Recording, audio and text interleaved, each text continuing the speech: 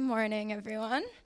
So 4 years ago, I decided to go zero waste. And typically when I get up here and do talks, it's like this really rehearsed, like, I went zero waste, this is why it's important, this is why it's easy. But after kind of hearing you guys talk yesterday, I felt like that was a useless presentation because so many of you are so amazing and have taken it upon yourselves to take steps in your everyday life to reduce your environmental impact and to really embody change. And so what I wanted to actually talk about, instead of saying, why zero waste is so easy, because it is easy, reducing your waste by like using a reusable bag or using a reusable water bottle, like that stuff is simple. And people ask me all the time, is it hard? And I say no. But what's actually hard is the mental aspects of reducing your waste, the putting yourself out there in front of everyone and exposing yourself and standing up and being weird. So what I want to hear from first is kind of you guys and ask the question, if anyone here can share a story of a time that they felt weird or alone or scared or self-conscious when trying to reduce their waste or with any kind of sustainability. Anyone? Yeah.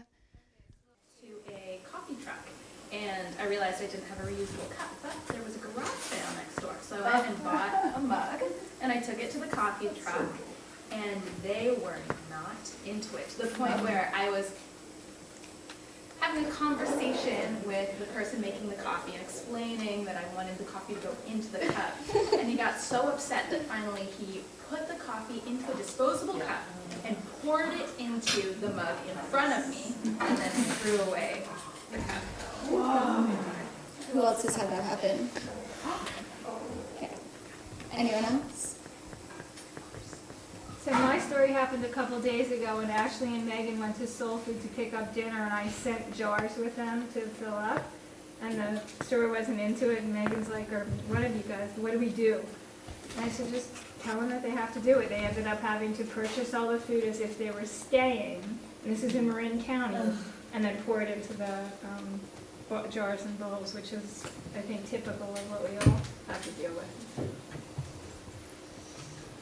I was at a local health food store in Des Moines, and I was making a recipe that involves a minimal amount of just coconut flakes, and they had a big bulk section, so I brought my reusable produce bag, and I kind of filled it up, and I go back over, and the guy's just like, there's not enough, go get more. And so I went over, and I kind of had to fill this whole bag, and then it took like 15 minutes of him trying to like weigh the bag and subtract and everything, and he's just like, sorry, we don't do this. And do all this stuff, and so I was just like, just charge me for the weight of the bag, just charge, like, let's go. And so it was just weird because I was trying to like use, it's like a big bulk food section, and they kind of promote bring your own bag, and then I try to bring my own bag, and they're like, he was like not having it, he's like, sorry, our technology like doesn't work, and I was like, fix that if you're gonna promote bulk, but yeah. So who here has felt weird trying to be sustainable? Who's felt embarrassed or awkward or like you're an alien? So when I first started living the lifestyle that I live now, I was kind of just doing it to myself. I didn't tell anyone, I didn't talk about it. I had a boyfriend at the time, and he like knew what I was doing, but it wasn't like an active part of our dialogue. And I started blogging about it because to me that was like the safest way that I knew how to talk about what I was doing, because I didn't know anyone else that was living really sustainably. I was a sustainability major at NYU, but at the same time, like none of my friends were actively living sustainable lifestyles. And so I was a little scared and cautious, and I would bring my mason jar into class and have people ask me, like, what are you doing? And that was kind of the extent of it. And 2 years into having my blog, I decided to start a company.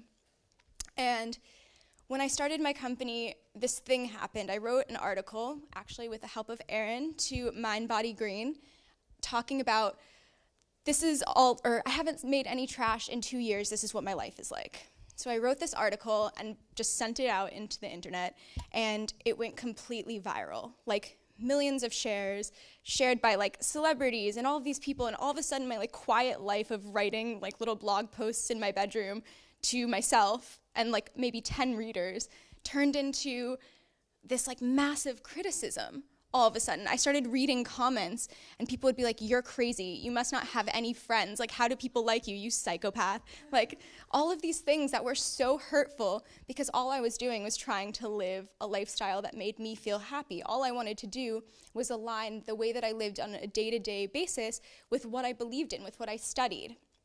And so this whole world opened up. And when I started kind of transitioning and telling more people, like once the cat was out of the bag, I had to explain to my family, and they were kind of reading about it, and I never really took the time to sit them down and be like, this is what I'm doing and why. So when I first started living this lifestyle, I would go to like the holidays with my parents, and I would kind of be a brat and say, I'm not gonna eat any of this because it's not packaged, and because it's packaged, and I didn't explain myself.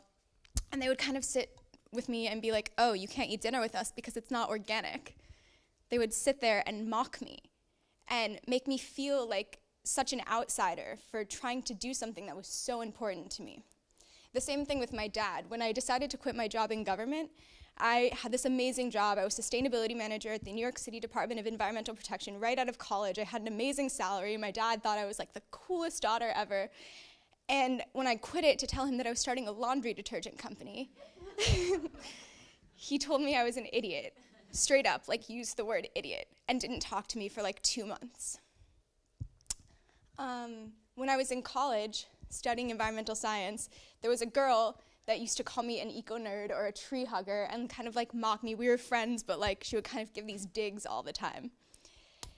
And most recently, so I've been traveling with this man right here for the past week, kind of up the coast.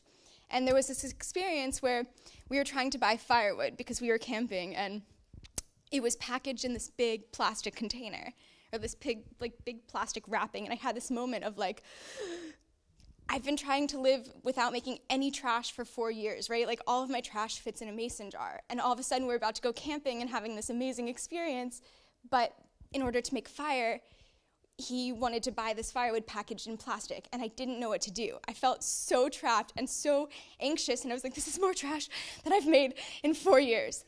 And so I kind of got a little angry and went into the car, and I had to have a conversation with myself and say, is this worth it? Is this conversation worth having? Is this a fight that I'm willing to take on? I was worried that maybe he wouldn't like me anymore, or maybe that I would seem weird or crazy, or this insane girl that maybe he wouldn't want to spend time with. But I had the fight, and I said something. And the reason that I'm proud that I did is because my goal in life, the only reason that I get up in the morning, is to inspire positive environmental change. That's everything to me. That's all I want to do. That's my only goal in life.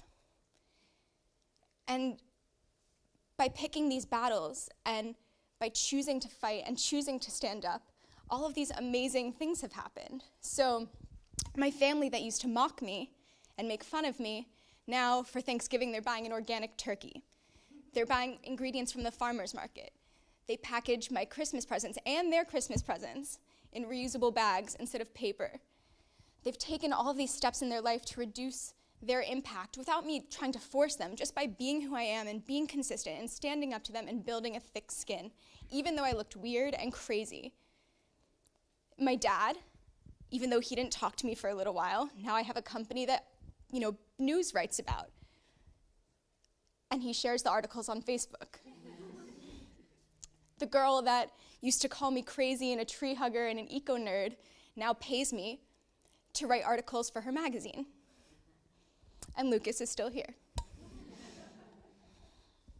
So for me, even though it's so easy to feel weird or look crazy, sometimes when you stand up against something and look in the world and realize that you don't like what you see, you stand up and you're standing alone. But for me, if I'm not standing up and fighting for what I believe in, who will? Thank you.